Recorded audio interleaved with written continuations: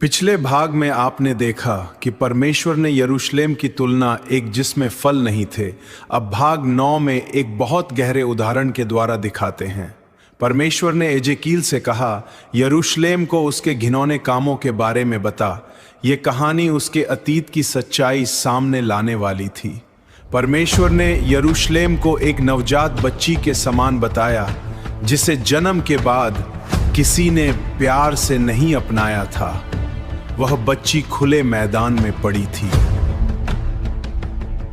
तब परमेश्वर ने उसे देखा और कहा, जीती रहे। परमेश्वर ने उसे बढ़ाया और उसकी देखभाल की। समय आने पर वह सुंदर और बड़ी हो गई। फिर परमेश्वर ने उसके ऊपर अपना वस्त्र फैलाया और उसके साथ वाचा बांधी। ये उनकी सुरक्षा और प्रेम का चिन्ह था। परमेश्वर ने उसे सुंदर वस्त्र, आभूषण और सम्मान दिया। यरूशलेम की सुंदरता और प्रतिष्ठा दूर दूर तक प्रसिद्ध हो गई। लेकिन दुख की बात यह थी कि उसने परमेश्वर पर भरोसा करने के बजाय अपनी सुंदरता और प्रसिद्धि पर घमंड करना शुरू कर दिया। उसने परमेश्वर की दी हुई वस्तुओं का गलत इस्तेमाल किया और दूसरे देवताओं की ओर मुड़ गई। उसने अपनी वाचा को तोड़ दिया। परमेश्वर ने बताया कि उसने अपने बच्चों तक को मूर्ति पूजा की आग में चढ़ा दिया। यह पाप बहुत गंभीर था। परमेश्वर ने कहा कि जब यरूशलेम कमजोर और असहाय था तब उसने उसकी सहायता की थी, लेकिन बाद में वो उसी परमेश्वर को भूल गई।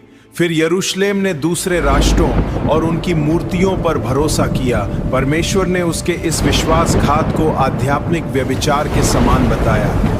उसने परमेश्वर से मिले उपहारों का इस्तेमाल भी गलत कामों में किया। इस तरह उसकी बेवफाई और भी बढ़ती गई। ये कहानी हमें एक गंभीर बात सिखाती है।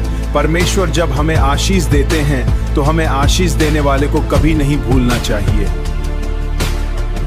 यरूशलेम की सबसे बड़ी गलती यही थी कि उसने परमेश्वर की कृपा को भूलकर अपनी ताकत और सुंदरता पर भरोसा करना शुरू कर दिया। आज हमें भी अपने जीवन को जांचना चाहिए। क्या हम परमेश्वर की दी हुई आशीषों के लिए उसे धन्यवाद देते हैं या उन्हीं आशीषों में उसे भूल जाते हैं? लेकिन कहानी अभी खत्म नहीं हुई। भाग 10 में जानेंगे कि परमेश्वर के इस विश्वास के बाद क्या न्याय सुनाते हैं और उसके लिए आगे क्या होने वाला था। अगर आप भाग 10 की पूरी कहानी जान चाहते हैं तो वीडियो को लाइक जरूर करें, शेयर करें, चैनल को subscribe. Praise the Lord part 10 लिखें, अगला भाग मिस मत करना। भगवान